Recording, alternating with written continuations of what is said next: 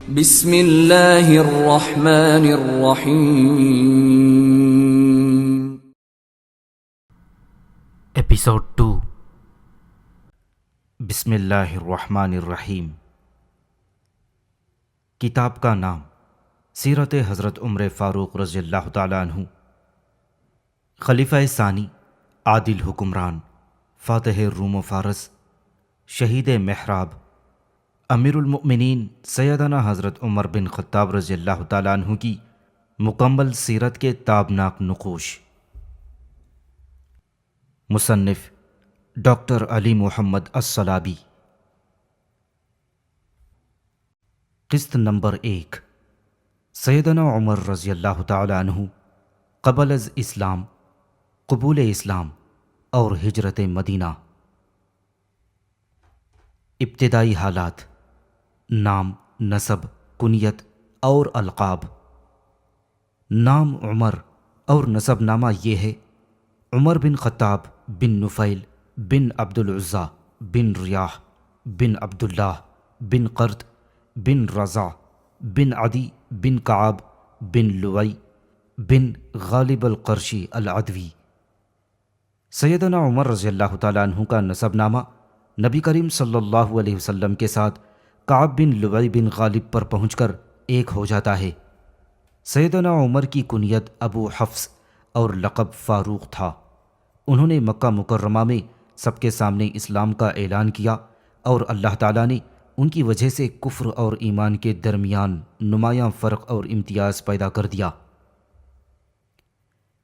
ولادت اور شکل و شباہت: سیدنا عمر عام الفیل کے 13 سال بعد پیدا ہوئے تھے۔ سیدنا عمر رضی اللہ تعالیٰ عنہ کا رنگ انتہائی سرخ و سفید تھا۔ رخسار، ناک اور آنکھیں نہایت خوبصورت۔ ہاتھ اور پاؤں بھاری تھے، بدن مضبوط، قد لمبا اور سر کے بال سامنے سے جھڑے ہوئے تھے۔ وہ لوگوں پر اس طرح فائق نظر آتے جیسے وہ سوار ہوں اور لوگ پیدل چل رہے ہوں۔ وہ ایک طاقتور اور مضبوط انسان تھے۔ ان میں کسی کمزوری کے آثار نظر نہیں آتے تھے۔ وہ اپنی داڑھی کو مہندی لگاتے، ان کی مونچھیں لمبی تھیں، چلتے تھے تو تیز تیز قدم اٹھاتے، بلند آواز سے گفتگو کرتے، کسی کو مارتے تھے تو پوری قوت سے مارتے۔ سامعین سے گزارش کی جاتی ہے کہ ہمارے دونوں چینلز کے پلیٹ فارم سے جتنی بھی آڈیو بکس کی ریکارڈنگ کمپلیٹ ہو چکی ہے اسے خود بھی سنیں اور زیادہ سے زیادہ شیئر کرنے کی کوشش کریں، اور ہمارے سوشل میڈیا پلیٹ فارم کے لنکس ڈسکرپشن میں دیے گئے ہیں۔ ہمیں سبسکرائب اور فالو ضرور کریں تاکہ آپ کو ضروری اپڈیٹس ملتے رہیں، اور ہماری ٹیم کی فنانشیل سپورٹ کے لیے پیٹریون کی لنک ضرور چیک کریں۔ جزاک اللہ۔ خاندان: سیدنا عمر رضی اللہ تعالیٰ عنہ کے والد کا نام خطاب بن نفیل تھا۔ ان کے دادا نفیل بن عبد العزیٰ تھے۔ ان سے قریش اپنے فیصلے کرواتے تھے۔ حضرت عمر کی والدہ کا نام حنتمہ بنت ہاشم بن مغیرہ تھا۔ یہ بھی کہا گیا ہے کہ وہ ہشام کی بیٹی اور ابو جہل کی بہن تھی، لیکن راجح قول یہ ہے کہ وہ ہاشم کی بیٹی اور ابو جہل بن ہشام کی چچا زاد تھی۔ سیدنا عمر رضی اللہ تعالیٰ عنہ کی بیویوں، بیٹوں اور بیٹیوں کی تفصیل اس طرح ہے کہ انہوں نے زمانہ جاہلیت میں عثمان بن مظعون کی بہن زینب بنت مظعون سے شادی کی۔ اس کے بطن سے عبداللہ، عبد الرحمن اکبر اور حفصہ پیدا ہوئی۔ انہوں نے ایک عورت ملکہ بنت جرول سے بھی شادی کی۔ اس کے بطن سے عبید اللہ پیدا ہوئے، پھر اسے صلح حدیبیہ کے زمانے میں طلاق دے دی۔ اس سے بعد میں ابو الجہل بن حذیفہ سے شادی کی۔ حضرت عمر نے ایک عورت قریبہ بنت ابو امیہ مخزومی سے بھی شادی کی، پھر اسے بھی صلح حدیبیہ کے زمانے میں طلاق دے دی۔ ان سے بعد میں عبد الرحمن بن ابو بکر نے شادی کر لی۔ پھر آپ نے ام حکیم بنت حارث بن ہشام سے بھی شادی کی۔ یہ شادی اس وقت ہوئی جب اس کے خاوند اکرمہ بن ابو جہل شام کے علاقے میں شہید ہو گئے۔ ان کے بطن سے فاطمہ پیدا ہوئی، آپ نے اسے بھی طلاق دے دی۔ ایک روایت یہ ہے کہ طلاق نہیں دی۔ انہوں نے اوس قبیلے کی ایک عورت جمیلہ بنت عاصم بن ثابت بن ابو الاقلاح اور عاتقہ بنت زید بن عمرو بن نفیل سے بھی شادی کی۔ عاتقہ ان سے پہلے عبداللہ بن ابو بکر کے نکاح میں تھیں۔ کہا جاتا ہے کہ انہی کے بطن سے حضرت عمر کا بیٹا ایاس پیدا ہوا۔ جب سیدنا عمر شہید ہو گئے تو اس خاتون سے زبیر بن عوام نے شادی کر لی۔ سیدنا عمر نے حضرت ابو بکر صدیق رضی اللہ تعالیٰ عنہ کی بیٹی ام کلثوم کو بھی نکاح کا پیغام بھیجا۔ ام کلثوم کی عمر اس وقت چھوٹی تھی۔ سیدنا عمر نے اس سلسلے میں حضرت عائشہ کو نمائندہ مقرر کیا۔ ام کلثوم نے جواب کہلا بھیجا کہ مجھے شادی کی ضرورت نہیں۔ یہ بات حضرت عائشہ رضی اللہ تعالیٰ عنہ نے سنی تو تعجب سے کہا، کیا تو امیر المؤمنین کا پیغام مسترد کرتی ہے؟ ام کلثوم نے جواب دیا، ہاں، کیونکہ سیدنا عمر سخت زندگی بسر کرنے والے ایک شخص ہیں۔ حضرت عائشہ نے اس بات کا تذکرہ عمرو بن عاص رضی اللہ تعالیٰ عنہ سے کیا۔ عمرو بن عاص نے سیدنا عمر کو اس شادی سے روک دیا اور کہا کہ آپ حضرت فاطمہ کی بیٹی ام کلثوم سے نکاح کر لیں، اس طرح آپ کی آل رسول صلی اللہ علیہ وسلم سے رشتہ داری ہو جائے گی۔ سیدنا عمر نے یہ تجویز منظور کر لی اور حضرت علی رضی اللہ تعالیٰ عنہ نے اپنی صاحبزادی ام کلثوم کا نکاح سیدنا عمر سے کر دیا۔ سیدنا عمر رضی اللہ تعالیٰ عنہ نے 40,000 درہم بطور حق مہر ادا کیے تھے۔ ام کلثوم کے بطن سے زید اور رقیہ پیدا ہوئی۔ سیدنا عمر نے ایک یمنی عورت لوہیا سے بھی شادی کی۔ اس کے بطن سے عبد الرحمن اصغر یا عبد الرحمن اوسط پیدا ہوئے۔ علامہ واقدی کی رائے کے مطابق یہ عورت آپ کی ام ولد تھیں، بیوی نہیں تھیں۔ سیدنا عمر کی ایک اور ام ولد بھی تھی، اس کا نام فقیہہ تھا۔ اس کے بطن سے زینب پیدا ہوئی۔ واقدی کہتے ہیں یہ ان کی سب سے چھوٹی بیٹی تھی۔ آپ کے بیٹوں اور بیٹیوں کی تعداد 13 تھی۔ ان کے نام یہ تھے: زید اکبر، زید اصغر، عاصم، عبداللہ، عبد الرحمن اکبر، عبد الرحمن اوسط، عبد الرحمن اصغر، عبید اللہ، ایاز، حفصہ، رقیہ، زینب اور فاطمہ۔ اور ان عورتوں کی تعداد جن سے انہوں نے نکاح کیا وہ 13 تھیں۔ ان میں وہ سب عورتیں شامل ہیں جن سے انہوں نے دور جاہلیت میں شادی کی یا دور اسلام میں۔ اسی طرح وہ تمام عورتیں بھی شامل ہیں جنہیں طلاق دی یا جو شہادت کے وقت موجود تھیں۔ سیدنا عمر رضی اللہ تعالیٰ عنہ حصول اولاد کے لیے شادی کرتے تھے۔ وہ خود فرماتے، میں اپنی بیویوں سے جماع اس لیے کرتا ہوں کہ اللہ تعالیٰ مجھے اولاد عطا فرمائے۔ مجھے شہوت رانی کا شوق نہیں ہے۔ حصول اولاد کا مقصد پیش نظر نہ ہو تو مجھے کسی عورت کو دیکھنے کی بھی پرواہ نہیں۔ ایک اور موقع پر سیدنا عمر نے فرمایا، میں خود کو جماع پر اس لیے مجبور کرتا ہوں کہ ہو سکتا ہے مجھ سے ایسے افراد پیدا ہوں جو اللہ تعالیٰ کی تسبیح کریں اور اس کا ذکر جمیل کریں۔ جاہلی دور۔ سیدنا عمر رضی اللہ تعالیٰ عنہ نے اپنی زندگی کا بہت سا حصہ جاہلی دور میں بسر کیا اور دیگر قریشیوں کی طرح ہی نشو نما پائی۔ ان کی ایک نمایاں خوبی یہ تھی کہ وہ پڑھنا لکھنا جانتے تھے اور ایسے افراد اہل مکہ میں گنے چنے ہوتے تھے۔ وہ بچپن سے ہی ذمہ دار فرد کی حیثیت اختیار کر گئے تھے۔ انہوں نے کٹھن حالات میں نشو نما پائی۔ ان کے گھر میں خوشحالی کا دور دور تک نشان نہیں ملتا۔ ان کے باپ خطاب نے انہیں بچپن سے ہی سختی کے ساتھ اونٹ چرانے پر مامور کر دیا تھا۔ یہی وہ زندگی کا سخت ترین مرحلہ تھا جس نے سیدنا عمر رضی اللہ تعالیٰ عنہ کی شخصیت پر بڑا گہرا اثر چھوڑا اور اس دور کو وہ زندگی بھر یاد کرتے رہے۔ حضرت عبد الرحمن بن حاتب فرماتے ہیں، میں سیدنا عمر بن خطاب رضی اللہ تعالیٰ عنہ کے ساتھ زجنان نامی جگہ پر تھا۔ سیدنا عمر کہنے لگے، میں اس جگہ اپنے باپ خطاب کے اونٹ چرایا کرتا تھا۔ میرا باپ بڑا سخت گیر تھا۔ میں کبھی اونٹ چراتا اور کبھی اس کے لیے لکڑیاں اکٹھی کرتا تھا۔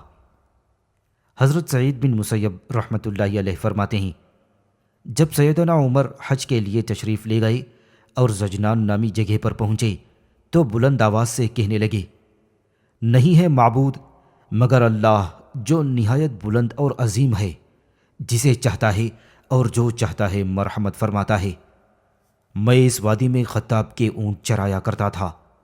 ان دنوں میں بہت بڑا کوٹ نما جبہ پہنا کرتا تھا۔ خطاب بڑا سخت گیر تھا۔ مجھ سے اتنا کام لیتا کہ میں تھک جاتا۔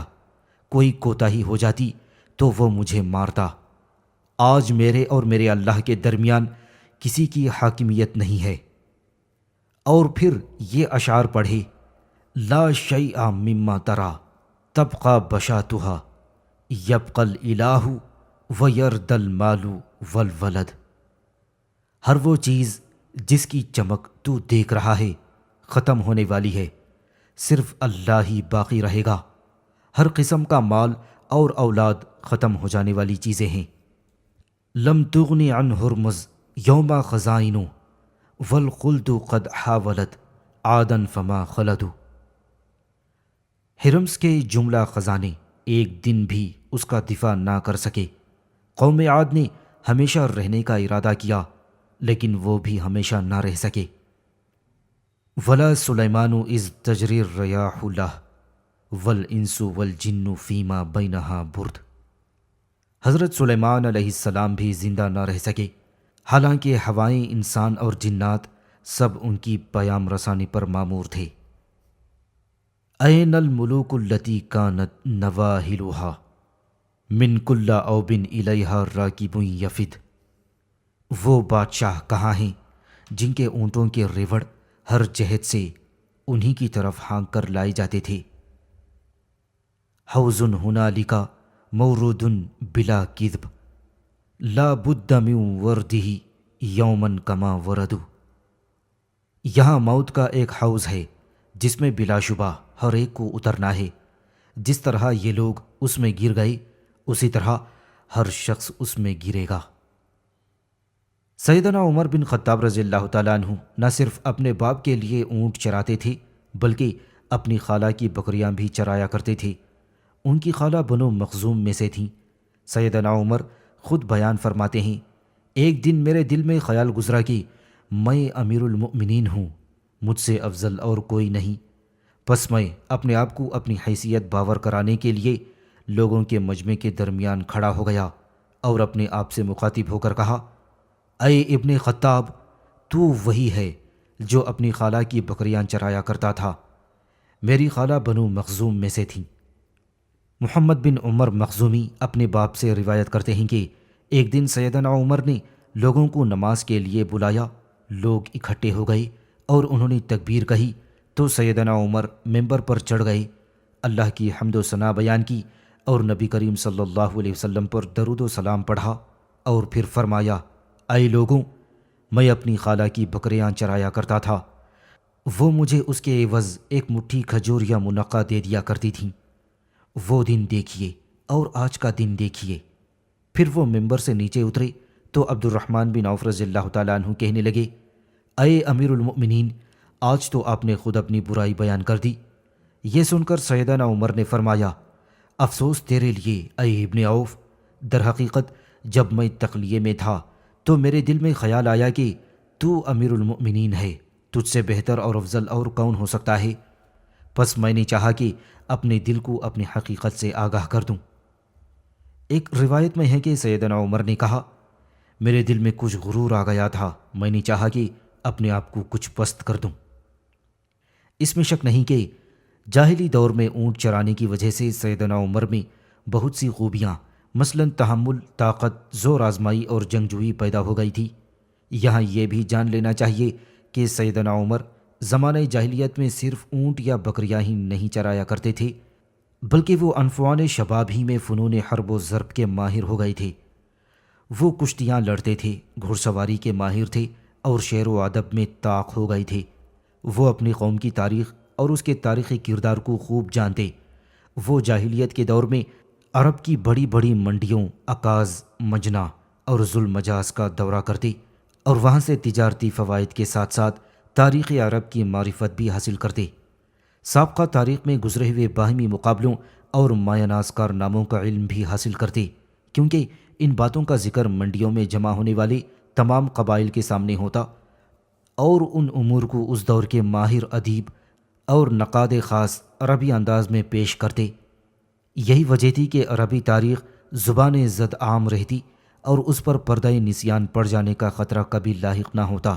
کبھی کبھی یوں بھی ہوتا تھا کہ فقر و مباحات کا ذکر کرتے ہوئے پرانی رقابتیں جاگ اٹھتی تھیں اور نوبت جنگ و جدل تک پہنچ جاتی تھی۔ عکاظ کی منڈی بذات خود 4 مشہور اور بڑی جنگوں کا مرکز رہ چکی تھی، جنہیں حروب فجار کے نام سے یاد کیا جاتا ہے۔ سیدنا عمر رضی اللہ تعالیٰ عنہ کامیاب تاجر تھے۔ اس پیشے کی آمدنی نے انہیں مکے کے مالدار افراد میں شامل کر دیا تھا۔ وہ تجارت کی غرض سے جس شہر کا رخ کرتے، تجارت کے ساتھ ساتھ وہاں کے خصائص و معارف کا علم بھی حاصل کر لیتے۔ وہ گرمیوں میں شام اور سردیوں میں یمن جایا کرتے۔ انہوں نے دور جاہلیت میں ہی مکی معاشرے میں اپنا ایک خاص مقام پیدا کر لیا تھا۔ وہ پیش آمدہ مسائل میں فیصلہ کن کردار ادا کرتے۔ انہیں سرداری کی عظمت اپنے آباء و اجداد سے وراثت میں ملی تھی۔ قریش ان کے دادا نفیل بن عبد العزیٰ کو اپنے معاملات میں ثالث مانتے، اور ان کے جد اعلیٰ کعب بن لوی اہل عرب میں بہت عظیم مرتبے اور شان کے مالک تھے۔ پھر اہل عرب نے ان کی تاریخ وفات سے عام الفیل تک کے حالات قلم بند کیے ہیں۔ سیدنا عمر رضی اللہ تعالیٰ عنہ نے اپنے آباء و اجداد سے وراثت میں جو معنوی اثاثہ پایا، اس نے ان میں تجربہ، عقل مندی، عرب کے حالات کی معرفت اور زندگیوں کے نشیب و فراز سے آشنائی پیدا کر دی۔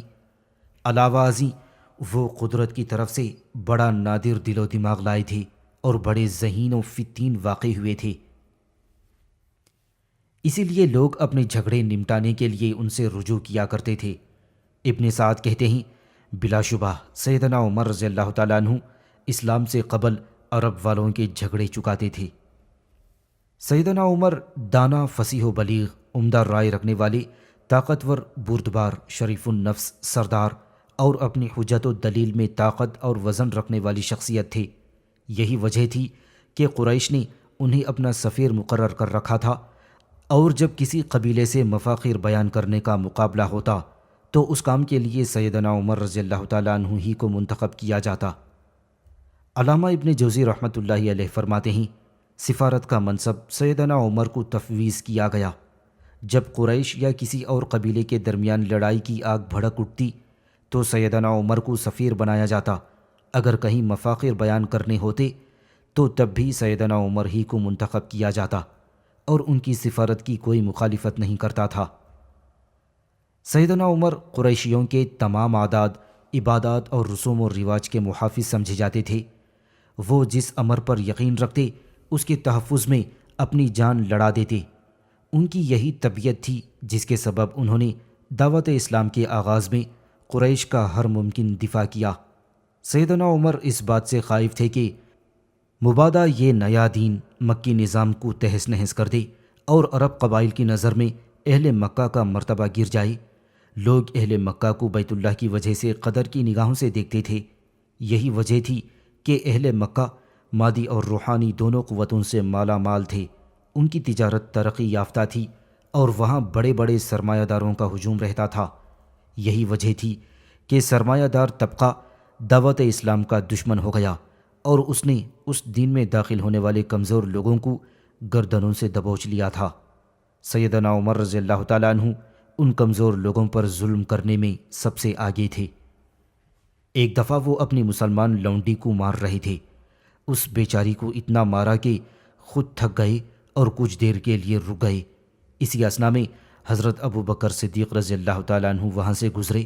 انہوں نے اس مسلمان لونڈی کو خرید کر اسی وقت آزاد کر دیا۔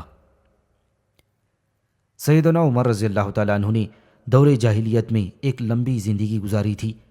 انہوں نے جاہلیت کا دور بڑی گہرائی سے دیکھا، اس کی حقیقت کو سمجھا اور عادات و اطوار کو جانا، اور اس دور کی ہر روایات اور رسوم و رواج کا پوری قوت سے دفاع کیا تھا۔ اسی لیے جب وہ مسلمان ہوئے اور انہیں اسلام کے جمال حقیقت سے آشنائی نصیب ہوئی تو ہدایت اور گمراہی اور کفر و ایمان کے درمیان بڑا واضح فرق نمایاں کر دیا۔ اسی طرح حق و باطل کو جدا جدا کر کے رکھ دیا۔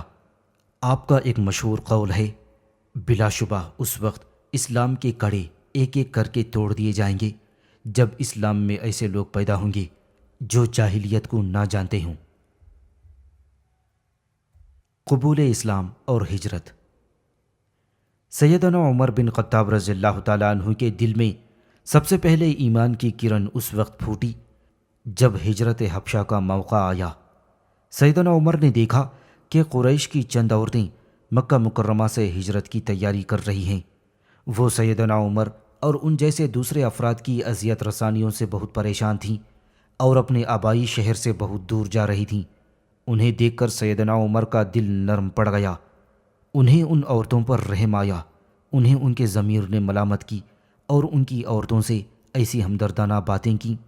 ان کے ضمیر نے ملامت کی اور ان عورتوں سے ایسی ہمدردانہ باتیں کیں کہ یہ خواتین سیدنا عمر سے ایسے سلوک کی ہرگز امید نہ رکھتی تھیں۔ عبداللہ بن حنتمہ فرماتی ہیں کہ جب ہم نے ہجرت حبشہ کا ارادہ کیا تھا، سیدنا عمر رضی اللہ تعالیٰ عنہ میرے پاس آئے۔ ہم سیدنا عمر کی طرف سے بڑی تنگی، تکلیف اور ظلم برداشت کر چکی تھیں۔ حضرت عمر نے مجھ سے کہا، کیا کوچ کرنے کا ارادہ ہے؟ اے عبداللہ، کیا کوچ کرنے کا ارادہ ہے؟ میں نے کہا، ہاں، اللہ کی قسم، ہم اللہ کی زمین سے نکل جائیں گے یہاں تک کہ اللہ ہمارے لیے کشادگی کا سامان فراہم کر دے۔ تم نے ہمیں تکلیف دی ہے، ہم پر ظلم کے پہاڑ توڑے ہیں۔ میری بات سن کر سیدنا عمر نے دعا یا کلمات کہے کہ اللہ تمہارا نگہبان ہو۔ میں نے سیدنا عمر کو اس دن ایسی رقت آمیز حالت میں دیکھا کہ اس سے پہلے کبھی نہ دیکھا تھا۔ عامر بن ربیعہ کسی ضروری کام کے لیے کہیں گئے ہوئے تھے۔ جب وہ واپس آئے تو میں نے سارا قصہ کہہ سنایا۔ عامر نے کہا، شاید تیرا خیال ہے کہ عمر مسلمان ہو جائے گا؟ میں نے کہا، ہاں، میرا یہی خیال ہے۔ اس نے کہا، یہ اس وقت تک مسلمان نہیں ہوگا جب تک کہ خطاب کا گدھا مسلمان نہ ہو جائے۔ اس واقعے سے سیدنا عمر کے دل پر گہرا اثر پڑا تھا۔ وہ یہ سوچنے پر مجبور ہو گئے کہ میرا سینہ بلا وجہ ہی تنگ اور بند ہو چکا ہے۔ آخر وہ کون سی سختی، اذیت اور آزمائش ہے جسے ان لوگوں نے چپ چاپ برداشت نہ کیا ہو؟ لیکن پھر بھی یہ لوگ اپنے نئے دین پر ڈٹے ہوئے ہیں۔ آخر یہ کیسی زبردست خرق عادت قوت ہے؟ سیدنا عمر رضی اللہ تعالیٰ عنہ یہ باتیں سوچتے سوچتے غمگین ہو گئی اور ان کے دل میں بے قراری کی لہر دوڑ گئی۔ سیدنا عمر رضی اللہ تعالیٰ عنہ اس واقعے کے کچھ دن بعد ہی مسلمان ہو گئے۔ ان کے اسلام لانے میں بنیادی طور پر نبی کریم صلی اللہ علیہ وسلم کی دعا کا اثر تھا۔ نبی کریم صلی اللہ علیہ وسلم نے دعا فرمائی تھی، اللہم اعز الاسلام باحب الرجلین الیک بابی جہل ابن ہشام او بعمر بن خطاب۔ اے اللہ، ابو جہل بن ہشام یا عمر بن خطاب میں سے جو تجھے محبوب ہے اسے اسلام کی توفیق دے کر اسلام کو قوت عطا فرما۔ سیدنا عمر رضی اللہ تعالیٰ عنہ اللہ تعالیٰ کو محبوب تھے۔ اللہ تعالیٰ نے ان کے لیے قبول اسلام کے اسباب فراہم فرما دیے۔ حضرت عبداللہ بن عمر رضی اللہ تعالیٰ عنہ فرماتے ہیں، سیدنا عمر کی زبان سے جب بھی یہ جملہ نکلتا ہے کہ میرا گمان اس طرح ہے تو وہ گمان سچ ثابت ہو جاتا۔ ایک دفعہ سیدنا عمر تشریف فرما تھے کہ ایک خوبصورت شکل و شباہت کا آدمی قریب سے گزرا۔ سیدنا عمر نے اسے دیکھ کر فرمایا، میرا گمان ہے کہ یہ شخص دور جاہلیت میں کاہن تھا، اسے میرے پاس لاؤ۔ اسے سیدنا عمر رضی اللہ تعالیٰ عنہ کے پاس لایا گیا تو آپ نے اس سے تصدیق چاہی۔ وہ کہنے لگا، آج میرا ایک ایسے مسلمان سے سامنا ہوا ہے کہ پہلے کبھی نہیں ہوا تھا۔ سیدنا عمر کہنے لگے، تجھے ضرور بتانا ہوگا کہ ماضی میں تو کون تھا۔ اس نے اعتراف کیا کہ میں کاہن تھا۔ سیدنا عمر رضی اللہ تعالیٰ عنہ نے اس سے سوال کیا کہ ہمیں کوئی ایسی عجیب اور انوکھی بات بتاؤ جس کی خبر تمہیں تمہارے جن نے دی ہو۔ تو وہ کہنے لگا، میں ایک دن بازار میں جا رہا تھا کہ میرا موکل جن گھبرایا ہوا میرے پاس آیا۔ اس نے کہا، کیا آپ کو خبر ہے کہ جنات میں ایک انقلاب آنے کے بعد کس درجے ڈرے ہوئے ہیں اور کتنے نا امید ہو گئے ہیں، اور وہ اپنا رخت سفر باندھ چکے ہیں؟ سیدنا عمر رضی اللہ تعالیٰ عنہ نے فرمایا، یہ سچ کہتا ہے۔ ایک دفعہ میں ان کے معبودوں کے پاس سویا ہوا تھا، اچانک ایک آدمی آیا، اس نے بچھڑا ذبح کیا، پھر ایک چیخنے والا چلایا۔ اس سے بلند چیخ میں نے پہلے کبھی نہیں سنی تھی۔ وہ کہنے لگا، ہائے کھلی دشمنی، ایک صاحب الرائے اور فصیح آدمی آ گیا ہے جو لا الہ الا اللہ کہتا ہے۔ میں وہاں سے چل دیا، پھر تھوڑے عرصے بعد ہم نے سنا کہ ایک نبی کا ظہور ہوا ہے۔ سیدنا عمر رضی اللہ تعالیٰ عنہ کے اسلام لانے کے بارے میں بہت سی روایات وارد ہیں، لیکن سند کے اعتبار سے اکثر روایات میں کلام ہے اور وہ صحت کے درجے تک نہیں پہنچتی۔ سیرت کی کتابوں اور تاریخ سے لی جانے والی روایات کو سامنے رکھتے ہوئے ہم سیدنا عمر رضی اللہ تعالیٰ عنہ کے اسلام لانے اور پھر اسلام کا اعلان کرنے کے بارے میں مندرجہ ذیل قوانین قائم کر سکتے ہیں۔ سیدنا عمر بن خطاب رضی اللہ تعالیٰ عنہ کا رسول اللہ صلی اللہ علیہ وسلم کے قتل کا ارادہ۔ ایک دفعہ قریش ایک مجلس میں جمع ہوئے۔ انہوں نے نبی کریم صلی اللہ علیہ وسلم کے بارے میں غور و فکر کیا اور کہنے لگے، کون ہے جو محمد کو قتل کرنے کی ذمہ داری لے؟ نعوذ باللہ۔ سیدنا عمر نے کہا، میں ذمہ داری قبول کرتا ہوں۔ اس پر سب متفق ہو گئے۔ سیدنا عمر سخت گرمی میں دوپہر کو تلوار سونت کر گھر سے نکل پڑے اور نبی کریم صلی اللہ علیہ وسلم اور ان کے جانثاروں کا رخ کیا، جن میں ابو بکر، علی اور حمزہ رضی اللہ تعالیٰ عنہ مجمعین جیسے جلیل القدر حضرات شامل تھے۔ یہ وہ لوگ تھے جو حبشہ کی ہجرت نہ کر سکے تھے۔ سیدنا عمر کو کسی نے خبر دی کہ یہ سب صفا کے نشیب میں واقع دار ارقم میں جمع ہیں۔ راستے میں عمر کی ملاقات نعیم بن عبداللہ النقام سے ہوئی۔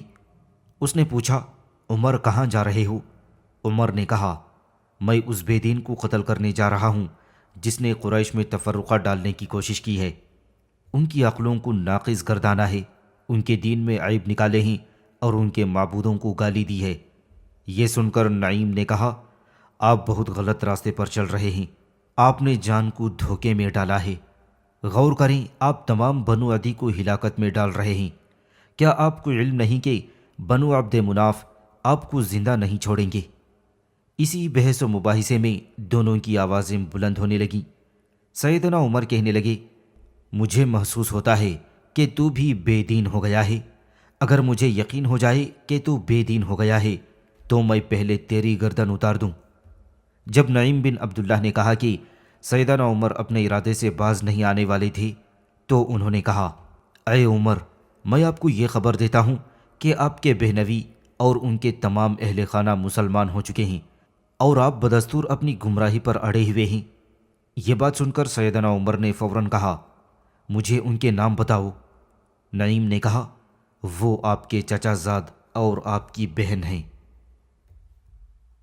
فاطمہ بنت خطاب رضی اللہ تعالیٰ عنہ کی استقامت۔ جب سیدنا عمر رضی اللہ تعالیٰ عنہ نے یہ سنا کہ ان کی بہن اور بہنوی بھی مسلمان ہو گئے ہیں تو وہ آگ بگولا ہو گئے اور فوراً ان کے دروازے پر پہنچے۔ دستک دی، اندر سے پوچھا گیا، کون ہے؟ سیدنا عمر نے جواب دیا، خطاب کا بیٹا۔ اس وقت گھر کے اندر موجود افراد قرآن کی تلاوت میں مصروف تھے۔ انہوں نے جو سیدنا عمر کی آواز سنی تو جلدی سے چھپ گئے اور صفحہ اسی طرح پڑا رہ گیا تھا۔ سیدنا عمر رضی اللہ تعالیٰ عنہ نے گھر میں قدم رکھا۔ بہن نے عمر کے تیور دیکھے تو جلدی سے اسے چھپا لیا۔ سیدنا عمر نے پوچھا، یہ بھن بھناہٹ کیسی تھی جو میں نے ابھی سنی ہے؟ اہل خانہ اس وقت سورہ طٰہٰ پڑھ رہے تھے۔ انہوں نے کہا، کیا آپ کوئی اور بات نہیں کر سکتے؟ تو سیدنا عمر نے فوراً کہا، محسوس ہوتا ہے تم بے دین ہو چکے ہو۔ یہ سن کر سیدنا عمر رضی اللہ تعالیٰ عنہ کے بہنوی نے کہا، اے عمر، ہو سکتا ہے کہ حق آپ کے ساتھ نہ ہو۔ یہ سننا تھا کہ سیدنا عمر نے اپنی جگہ سے چھلانگ لگائی اور اپنے بہنوی کو داڑھی سے پکڑ لیا۔ دونوں آپس میں گتھم گتھا ہو گئے۔ سیدنا عمر طاقتور تھے۔ انہوں نے اپنے بہنوی سعید رضی اللہ تعالیٰ عنہ کو پکڑ کر زمین پر دے مارا، پاؤں سے روندا اور سینے پر چڑھ کر بیٹھ گئے۔ اسی اثنا میں سیدنا عمر کی بہن آ گئیں تاکہ اپنے خاوند کو بچا سکیں۔ سیدنا عمر نے انہیں ایک بارگی دور دھکیل دیا، وہ گر پڑیں اور زخمی ہو گئیں۔ پھر بہن نے غصے کی حالت میں کہا، اے اللہ کے دشمن، کیا تو ہمیں اس لیے مارتا ہے کہ ہم ایک اللہ کو معبود مانتے ہیں؟ سیدنا عمر نے کہا، ہاں۔ تو وہ بولیں کہ جو جی چاہے کر لے، میں تو یہی گواہی دیتی ہوں کہ اللہ کے سوا کوئی معبود نہیں اور محمد صلی اللہ علیہ وسلم اللہ کے رسول ہیں۔ ہم تیری مرضی کے برعکس مسلمان ہیں۔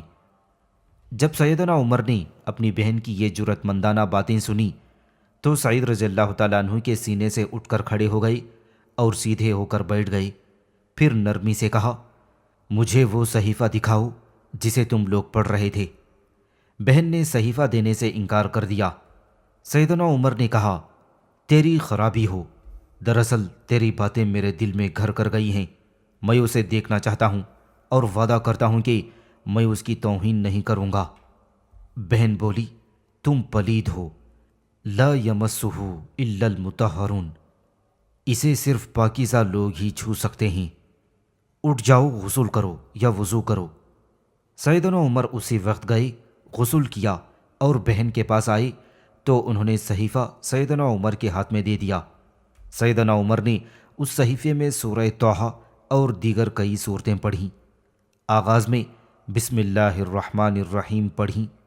الرحمن الرحیم ہی کہا تھا کہ وحشت زدہ سے ہو گئے، صحیفہ ہاتھ سے چھوٹ گیا، دوبارہ ہمت کی، اسے اٹھایا اور پڑھنے لگے۔ ان آیات کی تلاوت کے بعد سیدنا عمر رضی اللہ تعالیٰ عنہ نے تعجب سے کہا، کیا قریش اس کلام سے بھاگے تھے؟ پھر مسلسل پڑھتے رہے جب اللہ کے اس فرمان عالی پر پہنچے، بلا شبہ میں ہی اللہ ہوں، میرے سوا کوئی سچا معبود نہیں، سو میری عبادت کر اور میری یاد کے لیے نماز قائم کر۔ یقیناً قیامت آنے والی ہے، قریب ہے کہ میں اسے چھپا کر رکھوں تاکہ ہر شخص کو اس کا بدلہ دیا جائے جو وہ کوشش کرتا ہے، سو تجھے اس سے وہ شخص کہیں روک نہ دے جو اس پر یقین نہیں رکھتا اور اپنی خواہش کے پیچھے لگا ہوا ہے، ورنہ تو ہلاک ہو جائے گا۔ تو ایک دم بول اٹھے، جس کا یہ کلام ہے لازم ہے کہ اس کے علاوہ کسی اور کی عبادت نہ کی جائے، مجھے محمد کے پاس لے چلو۔ رسول اللہ صلی اللہ علیہ وسلم کی خدمت میں حاضری۔ جو ہی خباب رضی اللہ تعالیٰ عنہ نے سیدنا عمر کی زبان سے یہ الفاظ سنے تو وہ پردے سے باہر آ گئے۔ وہ سیدنا عمر کی دستک سنتے ہی چھپ گئے تھے۔ انہوں نے فرمایا، اے عمر، خوش ہو جائیے، میرا خیال ہے کہ نبی کریم صلی اللہ علیہ وسلم نے سوموار کے دن جو دعا فرمائی تھی وہ آپ کے حق میں قبول ہو گئی ہے۔ آپ صلی اللہ علیہ وسلم نے دعا کی تھی، اللہم اعز الاسلام باحب ہذین الرجلین الیک، بابی جہل ابن ہشام او بعمر ابن خطاب۔ اے اللہ، ابو جہل بن ہشام یا عمر بن خطاب میں سے جو تیرا محبوب ہو اس کے ذریعے سے اسلام کو تقویت عطا فرما۔ سیدنا عمر رضی اللہ تعالیٰ عنہ نے کہا، بس اب مجھے نبی علیہ الصلاۃ والسلام کے پاس لے چلو۔ جب ان کی بہن بہنوی اور حضرت خباب نے حضرت عمر رضی اللہ تعالیٰ عنہ کے لہجے کی سچائی پہچان لی تو انہوں نے کہا، محمد صلی اللہ علیہ وسلم کوہ صفا کی نچلی جانب تشریف فرما ہیں۔ سیدنا عمر نے اپنی تلوار سونتی، دار ارقم پہنچے اور دروازہ کھٹکھٹایا۔ وہاں موجود لوگوں نے سیدنا عمر کی آواز سنی تو گھبرا گئے۔ کوئی بھی آگے بڑھ کر دروازہ کھولنے کی جرأت نہ کر سکا، کیونکہ سب جانتے تھے کہ عمر اسلام اور پیغمبر کے کس قدر خلاف ہیں۔ لوگوں کو خوفزدہ دیکھ کر سیدنا حمزہ رضی اللہ تعالیٰ عنہ آگے بڑھے، پوچھا کون ہے؟ انہوں نے کہا، عمر آیا ہے۔ حضرت حمزہ نے فرمایا، دروازہ کھول دو، اگر اللہ کی طرف سے اس کے نصیب میں بھلائی لکھی ہے تو وہ مسلمان ہو جائے گا، وگرنہ اسے قتل کرنا کوئی مشکل کام نہ ہوگا۔ لوگوں نے دروازہ کھول دیا تو حضرت حمزہ رضی اللہ تعالیٰ عنہ اور ایک اور صحابی نے سیدنا عمر کے دونوں کندھے جکڑ لیے اور رسول اللہ صلی اللہ علیہ وسلم کی خدمت میں پیش کیا۔ آپ صلی اللہ علیہ وسلم نے انہیں چھوڑنے کا حکم دیا اور بنفس نفیس اٹھ کر آگے بڑھے اور اپنے دست مبارک سے سیدنا عمر کی کمر اور چادر پکڑ کر جھنجھوڑا اور دریافت فرمایا، ما جاء بک یا ابن الخطاب، واللہ ما ارا ان تنتہی حتی ینزل اللہ بک قاریہ۔ اے ابن خطاب، کس ارادے سے آئے ہو؟ اللہ کی قسم مجھے محسوس ہوتا ہے کہ تم اس وقت تک اپنی حرکتوں سے باز نہ آؤ گے جب تک کہ اس اللہ کی طرف سے تم پر کوئی بڑی آفت نہ آن پڑے۔ سیدنا عمر کہنے لگے، اے اللہ کے رسول، میں تو اللہ، اس کے رسول اور اللہ کی کتاب پر ایمان لانے کے لیے حاضر ہوا ہوں۔ یہ سن کر اللہ کے رسول صلی اللہ علیہ وسلم نے فرمایا، اللہ اکبر۔ اب سب سمجھ گئے کہ سیدنا عمر بھی دائرہ اسلام میں داخل ہو گئے ہیں۔ سیدنا عمر کے ایمان لانے کے بعد سب مسلمانوں کو یقین ہو گیا کہ سیدنا حمزہ اور سیدنا عمر کی معیت میں اب وہ مضبوط ہو گئے ہیں، اور اب وہ اللہ کے رسول صلی اللہ علیہ وسلم کا دفاع بھی کر سکتے ہیں اور ہر قسم کے دشمن سے بدلہ بھی لے سکتے ہیں۔ لہٰذا وہاں سے سب نکل کھڑے ہوئے۔ قبول اسلام اور مشکلات کا سامنا۔ سیدنا عمر دل کی گہرائیوں سے دائرہ اسلام میں داخل ہوئے تھے۔ اب وہ اپنی پوری قوت اسلام کی ترقی کے لیے صرف کرنا چاہتے تھے۔ انہوں نے پوچھا، اے اللہ کے رسول، کیا ہم حق پر نہیں ہیں؟ کیا ہماری موت اور زندگی حق سے وابستہ نہیں ہے؟ نبی کریم صلی اللہ علیہ وسلم نے فرمایا، کیوں نہیں، اللہ کی قسم، بلا شبہ تم زندہ رہو یا موت آ جائے، تم حق پر ہو۔ اس پر سیدنا عمر نے کہا، تو پھر چھپ کر رہنے کا کیا مطلب؟ اللہ کی قسم، جس نے آپ کو حق کے ساتھ بھیجا ہے، آج آپ کھل کر سامنے آ جائیں۔ دوسری طرف رسول اللہ صلی اللہ علیہ وسلم یہی خیال فرما رہے تھے کہ کھل کر سامنے آنے کا وقت آن پہنچا ہے۔ اب اسلامی دعوت مضبوط ہو چکی ہے اور ایمان والے اپنا دفاع کر سکتے ہیں۔ آپ نے دار ارقم سے نکلنے کا اعلان فرما دیا۔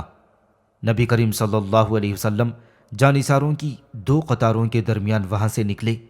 ایک قطار میں سیدنا عمر اور دوسری میں حضرت حمزہ تھے، اور اس قافلے کے چلنے سے غبار اڑ رہا تھا۔ اسی طرح چلتے چلتے جب مسجد حرام میں داخل ہو گئے تو قریش کی نظریں سیدنا عمر اور حمزہ پر جم کر رہ گئیں۔ وہ اتنے رنجیدہ ہوئے کہ پہلے کبھی نہ ہوئے تھے۔ اس دن نبی کریم صلی اللہ علیہ وسلم نے سیدنا عمر کو فاروق کا لقب عطا فرمایا۔ اللہ تعالیٰ نے اسلام اور اہل اسلام کو سیدنا عمر بن خطاب کے ذریعے سے شان و شوکت عطا فرما دی۔ ایک ایسا شخص جس میں تکبر اور ظلم و ستم بھرا ہوا تھا، جسے کوئی زیر نہ کر سکا تھا، اللہ تعالیٰ نے اپنے فضل سے اس کے اور حمزہ رضی اللہ تعالیٰ عنہ کے ذریعے سے تمام اصحاب رسول کے تحفظ کا انتظام فرما دیا۔ سیدنا عمر جب اپنے اس قافلے کے ساتھ مشرکین کے پاس پہنچے تو انہیں چیلنج کیا، ان سے لڑائی لڑی اور تمام مسلمانوں کے لیے بیت اللہ کے سامنے نماز پڑھنے کا موقع فراہم کیا۔ سیدنا عمر نے مشرکین کو غمزدہ کر دیا۔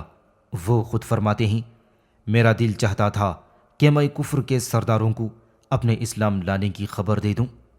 میں اپنے ماموں ابو جہل کے گھر پہنچا۔ وہ مکے کا سردار تھا۔ اس کے دروازے پر دستک دی۔ اس نے پوچھا، کون ہے؟ میں نے کہا، خطاب کا بیٹا۔ یہ سن کر وہ باہر نکلا۔ میں نے اس سے پوچھا، کیا تجھے معلوم ہے کہ میں اپنا پہلا دین چھوڑ چکا ہوں؟ اس نے حیرت سے پوچھا، کیا واقعی تو نے ایسا کیا ہے؟ میں نے کہا، ہاں۔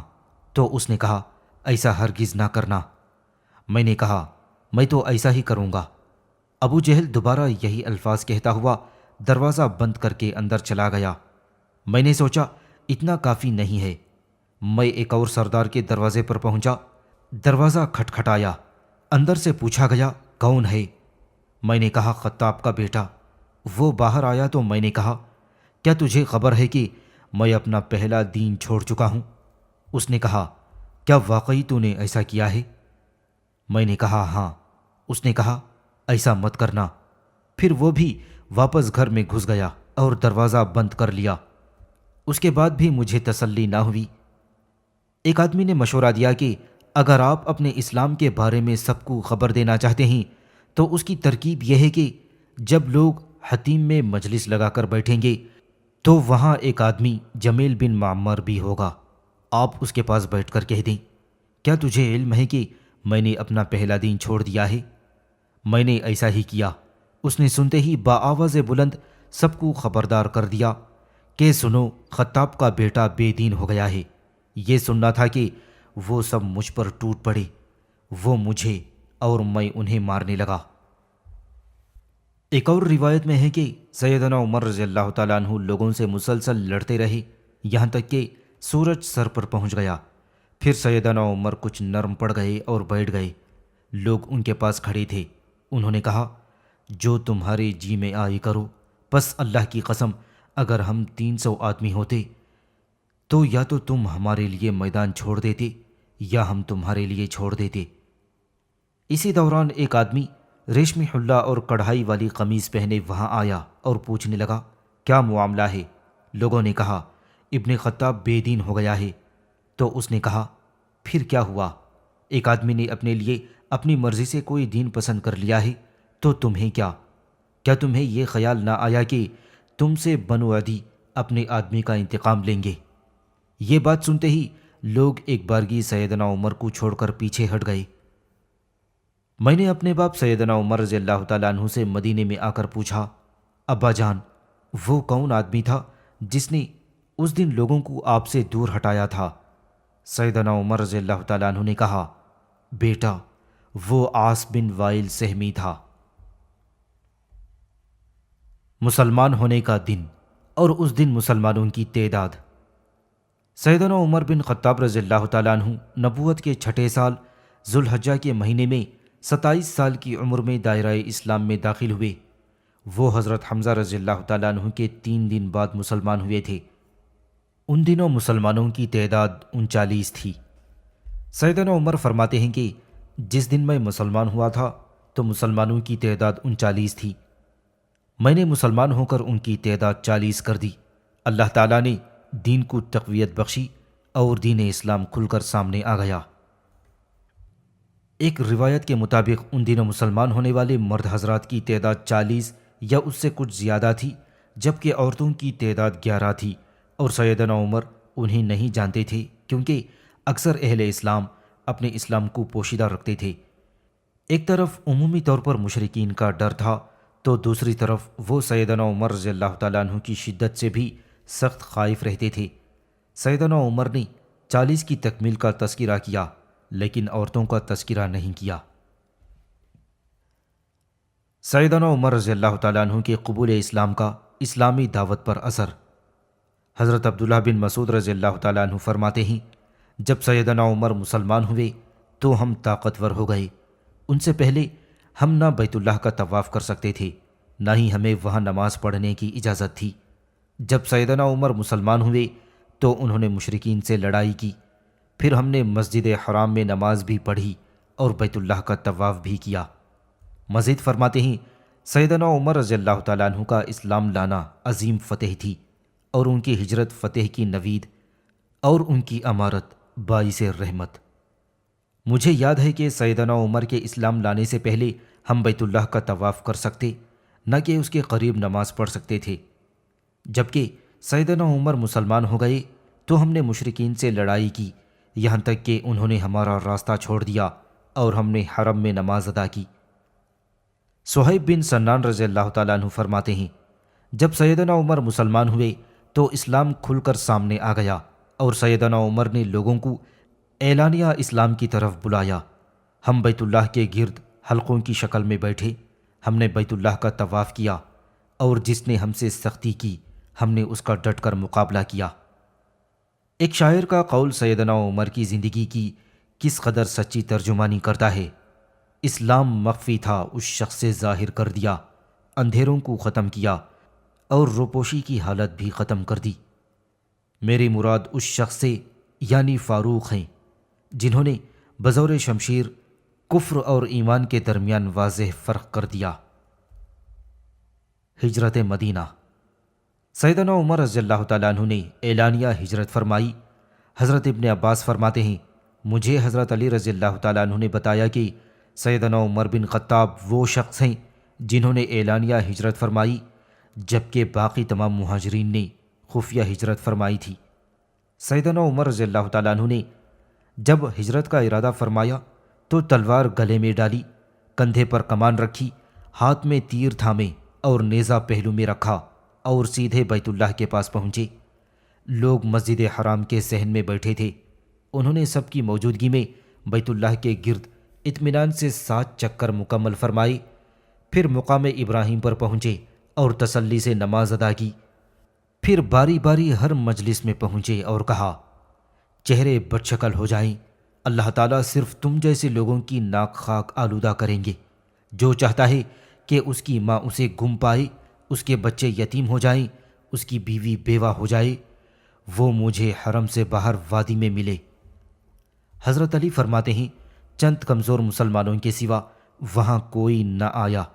سیدنا عمر نے انہیں تسلی دی اور پھر عازم سفر ہو گئے۔ سیدنا عمر نبی کریم صلی اللہ علیہ وسلم کی آمد سے پہلے ہی مدینہ طیبہ جا پہنچے۔ ان کے ساتھ ہجرت میں یہ افراد شامل تھے: ان کے اہل خانہ، قبیلے والے، ان کا بھائی زید بن خطاب، عمرو اور عبداللہ، یہ دونوں سراقہ کے بیٹے تھے، خنیز بن حذافہ سہمی جو ان کی بیٹی حفصہ کے شوہر تھے، چچا زاد سعید بن زید جن کا شمار عشرہ مبشرہ میں ہوتا، واقد بن عبداللہ تمیمی جو ان کے حلیف تھے، خولہ بن ابی خولہ، مالک بن ابی خولہ، یہ دونوں بنو اجل سے ان کے حلیف تھے، بنو بکیر، ایاس، خالد، عاقل، عامر اور بنو سعد بن لیث سے ان کے حلیف۔ یہ سب جب مدینہ پہنچے تو قباء میں عمرو بن عوف رضی اللہ تعالیٰ عنہ کے محلے میں رفاعہ بن منظر کے ہاں ٹھہرے۔ برا بن عازب رضی اللہ تعالیٰ عنہ فرماتے ہیں سب سے پہلے ہمارے پاس مصعب بن عمیر اور عبداللہ بن ام مکتوم رضی اللہ تعالیٰ عنہ آئے۔ وہ لوگوں کو قرآن کی تعلیم دیتے تھے۔ پھر بلال، سعید اور عمار بن یاسر رضی اللہ تعالیٰ عنہ مجمعین آئے۔ پھر سیدنا عمر رضی اللہ تعالیٰ عنہ 20 آدمیوں کے ہمراہ تشریف لائے۔ بعد ازاں نبی کریم صلی اللہ علیہ وسلم تشریف لائے۔ آپ صلی اللہ علیہ وسلم کی آمد پر اہل مدینہ اتنے خوش ہوئے کہ اس سے پہلے انہیں ایسی خوشی کبھی نصیب نہ ہوئی تھی۔ سیدنا عمر رضی اللہ تعالیٰ عنہ اپنے افعال و اقوال کے ذریعے سے دین اسلام اور عقیدہ توحید کی خدمت میں مصروف ہو گئے۔ وہ اللہ کے راستے میں کسی ملامت گر کی پرواہ نہ کرتے تھے۔ وہ اسلام کے مددگار اور کمزور مسلمانوں کا آسرا بن گئے۔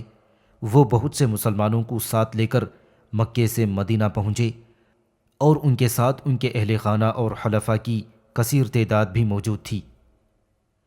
سیدنا عمر نے بہت سے ایسے افراد کی ہجرت میں مدد فرمائی جو ہجرت تو کرنا چاہتے تھے لیکن کسی انجانی آزمائش اور فتنے کے ڈر سے رکے ہوئے تھے۔ سیدنا عمر رضی اللہ تعالیٰ عنہ خود بیان فرماتے ہیں کہ جب ہم نے ہجرت کا ارادہ کیا تھا تو میں، عیاش بن ابی ربیعہ اور ہشام بن عاص بن وائل سہمی نے بنو غفار کے محلے میں تنازب نامی جگہ میں اکٹھے ہونے کا فیصلہ کیا۔ یہ علاقہ صرف مقام سے کچھ اور اوپر واقع تھا۔ ہم نے طے کیا کہ ہم میں سے جو بھی پیچھے رہ گیا دوسرے احباب اس کا انتظار مت کریں اور مدینے کی طرف چل پڑیں۔ سیدنا عمر فرماتے ہیں میں اور عیاش بن ابی ربیعہ مقررہ مقام پر پہنچ گئے۔ ہشام کو روک لیا گیا، وہ آزمائش میں مبتلا ہو گیا تھا۔ ہم مدینہ طیبہ پہنچ گئے۔ یہاں بنو عمرو ابن عوف کے محلے میں آئے۔ یہ محلہ قباء کے پاس تھا۔ ہم نے وہیں قیام کیا۔ ادھر ابو جہل بن ہشام اور حارث بن ہشام مکہ سے عیاش بن ابی ربیعہ کے تعاقب میں نکلے۔ عیاش ان کا چچا زاد بھائی تھا۔ وہ دونوں اس کے تعاقب میں مدینہ پہنچ گئے۔ اس وقت نبی کریم صلی اللہ علیہ وسلم مکہ میں ہی تھے۔ ان دونوں نے عیاش بن ربیعہ سے یہ گفتگو کی، تیری ماں نے نظر مانی ہے کہ وہ اس وقت تک سر میں کنگھی نہیں کرے گی نہ سائے میں آئے گی جب تک کہ وہ تجھے نہ دیکھ لے۔ یہ سن کر عیاش کا دل موم ہو گیا۔ میں نے اسے سمجھایا، اللہ کی قسم یہ صرف تمہیں تمہارے دین سے پھسلانے آئے ہیں، ان سے بچ کر رہو۔ اللہ کی قسم تمہاری ماں کو جب سر کی جوئیں تنگ کریں گی اور مکے کی شدید دھوپ بے قرار کر دے گی تو وہ کنگھی بھی کرے گی اور سائے میں بھی آ جائے گی۔ لیکن عیاش نے کہا، نہیں، میں اپنی ماں کی قسم پوری کرنا چاہتا ہوں۔ میرا مکہ میں بہت سا مال بھی رہ گیا ہے، وہ بھی لیتا آؤں گا۔ یہ سن کر سیدنا عمر رضی اللہ تعالیٰ عنہ نے فرمایا، دیکھ تجھے علم ہے کہ میرے پاس بہت زیادہ مال ہے، تو ان کے ساتھ نہ جا، میں تجھے اپنا آدھا مال دے دوں گا۔ لیکن عیاش نہ مانا، اس نے واپس جانے پر ہی اصرار کیا۔ آخر کار میں نے اس سے کہا، دیکھ اگر تو نے ان کے ساتھ واپس جانے کا مصمم ارادہ کر ہی لیا ہے تو یہ میری اونٹنی لے جا، یہ بڑی اچھی اور تجربے کار ہے، اس سے نیچے نہ اترنا، اگر تجھے ان سے دھوکے کے آثار نظر آئیں تو اسی اونٹنی پر نکل بھاگنا۔ عیاش اس اونٹنی پر سوار ہو کر ابو جہل اور حارث کے ساتھ واپس چل دیا۔ ابھی وہ راستے میں ہی تھے، ابو جہل نے اس سے کہا، اے میرے بھائی، اللہ کی قسم میرا اونٹ تنگ کرنے لگا ہے، کیا تو مجھے اپنے ساتھ سوار نہیں کر سکتا؟ عیاش نے کہا، کیوں نہیں؟ اس نے اونٹنی کو بٹھا دیا۔ ابو جہل نے بھی اپنا اونٹ بٹھا دیا تاکہ وہ اتر سکے اور عیاش کی اونٹنی پر سوار ہو سکے، لیکن اچانک اسی اثنا میں دونوں نے عیاش پر حملہ کر دیا اور اسے رسیوں سے جکڑ دیا۔ اسی حالت میں وہ اسے لے کر مکہ پہنچ گئے۔ سیدنا عمر رضی اللہ تعالیٰ عنہ فرماتے ہیں، ہم کہا کرتے تھے کہ اللہ تعالیٰ ایسے افراد سے نہ کوئی عوض قبول فرمائیں گے اور نہ ان کی توبہ قبول ہوگی جنہوں نے اپنے اللہ کو پہچان لیا، اور پھر وہ واپس کفر کی سرزمین پر چلے گئے اور مصائب میں گرفتار ہو گئے، حتیٰ کہ خود واپس جانے والے بھی یہی کہا کرتے تھے۔ جب نبی کریم صلی اللہ علیہ وسلم مدینہ منورہ تشریف لائے تو اللہ تعالیٰ نے اس ضمن میں آیات نازل فرمائیں، قل یا عبادی الذین اسرفوا علی انفسہم لا تقنطوا من رحمت اللہ ان اللہ یغفر الذنوب جمیعا انہ هو الغفور الرحیم۔ کہہ دیجئے، اے میرے بندوں جنہوں نے اپنی جانوں پر زیادتی کی، اللہ کی رحمت سے نا امید نہ ہو جاؤ، بے شک اللہ سب کے سب گناہ بخش دیتا ہے، بے شک وہی تو ہے بے حد بخشنے والا، نہایت رحم والا۔ اور اپنے رب کی طرف پلٹ آؤ اور اس کے مطیع ہو جاؤ، اس سے پہلے کہ تم پر عذاب نازل ہو جائے، پھر تمہاری مدد نہیں کی جائے گی۔ اور اس سب سے اچھی بات کی پیروی کرو جو تمہارے رب کی جانب سے تمہاری طرف نازل کی گئی ہے، اس سے پہلے کہ تم پر اچانک عذاب آ جائے اور تمہیں شعور بھی نہ ہو۔ سیدنا عمر رضی اللہ تعالیٰ عنہ فرماتے ہیں کہ میں نے یہ آیات اپنے ہاتھ سے ایک کاغذ پر لکھیں اور اسے ہشام بن عاص کی طرف ارسال کر دیا۔ ہشام کہتے ہیں، جب میرے پاس وہ کاغذ پہنچا تو میں ذی طوا میں تھا، میں ان آیات کو پڑھ رہا تھا اور ان پر غور کرنے کی کوشش کر رہا تھا کہ یہ کون لوگ ہو سکتے ہیں۔ میں نے اللہ تعالیٰ سے دعا کی، اے اللہ مجھے ان آیات کا مطلب اور مصداق سمجھا دے۔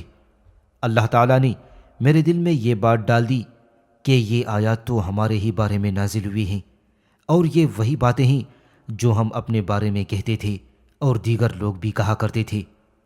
ہشام کہتے ہیں، میں فوراً اپنے اونٹ کے پاس پہنچا، اس پر سوار ہوا اور سوئے مدینہ چل پڑا اور نبی کریم صلی اللہ علیہ وسلم کی خدمت میں جا پہنچا۔ مندرجہ بالا واقعہ حضرت سیدنا عمر کی ذہانت کا آئینہ دار ہے۔ انہوں نے اپنے دونوں ساتھیوں عیاش بن ابی ربیعہ اور ہشام بن عاص بن وائل سہمی کے ساتھ مل کر کتنا کامیاب پروگرام بنایا۔ یہ تینوں فرد جدا جدا قبیلے سے تعلق رکھتے تھے اور جس مقام پر اکٹھا ہونا طے پایا وہ مکے سے بہت دور طریق مدینہ پر حرم کی حدود سے باہر تھا۔ انہوں نے وقت اور جگہ کا تعین کیا اور کہا کہ اگر کوئی فرد وہاں نہ پہنچ پائے تو باقی دونوں ساتھی بلا انتظار روانہ ہو جائیں، کیونکہ نہ آنے والا ساتھی ضرور روک لیا گیا ہوگا۔ حسب توقع ہشام کو روک لیا گیا تھا، لہذا سیدنا عمر اور عیاش رضی اللہ تعالیٰ عنہ اپنے کامیاب پروگرام کے مطابق صحیح سلامت مدینہ پہنچ گئے، لیکن دوسری طرف قریش مہاجرین کا پیچھا کرنے کا مصمم ارادہ کر چکے تھے۔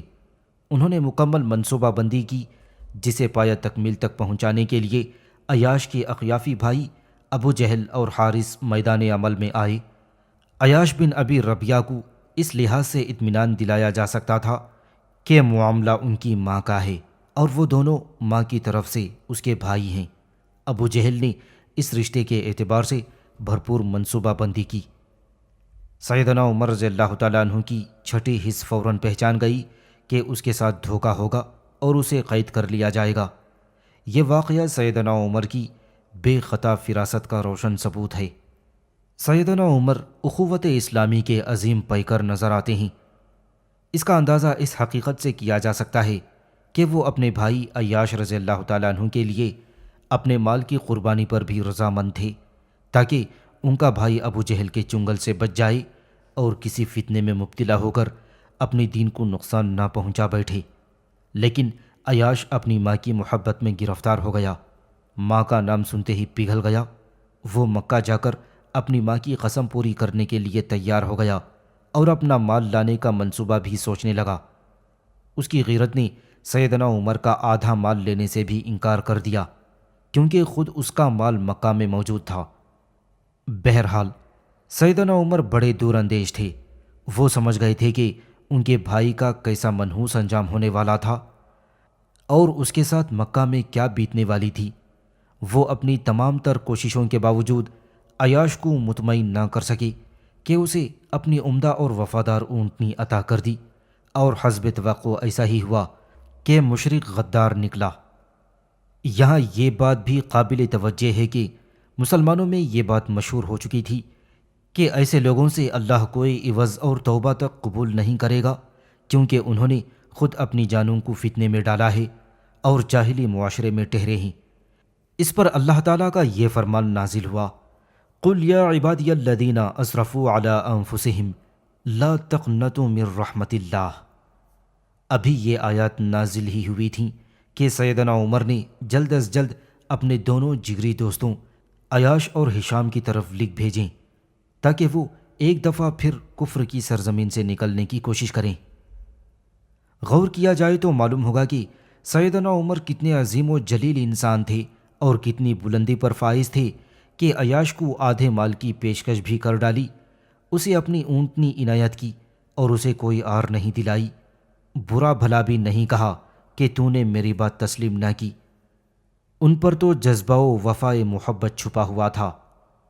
پھر جب آیات نازل ہوئیں تو ایک دفعہ پھر اسی جذبہ خیر خواہی سے آیات لکھ کر ان کی طرف اور وہاں موجود تمام کمزور مسلمانوں کی طرف ارسال فرمائی، تاکہ سب مل کر اسلامی لشکر میں شمولیت کی بھرپور کوششیں شروع کر دیں۔ سیدنا عمر مدینہ طیبہ پہنچ کر رسول اللہ صلی اللہ علیہ وسلم کے سچے وزیر بنے۔ نبی کریم صلی اللہ علیہ وسلم نے سیدنا عمر کا عظیم بن سعیدہ رضی اللہ تعالیٰ عنہ کے ساتھ اور ایک اور روایت کے مطابق عتبان بن مالک رضی اللہ تعالیٰ عنہ کے ساتھ بھائی چارہ قائم فرما دیا۔ یہ بھی کہا گیا ہے کہ سیدنا عمر کا بھائی چارہ معاذ بن عفرہ کے ساتھ قائم ہوا تھا۔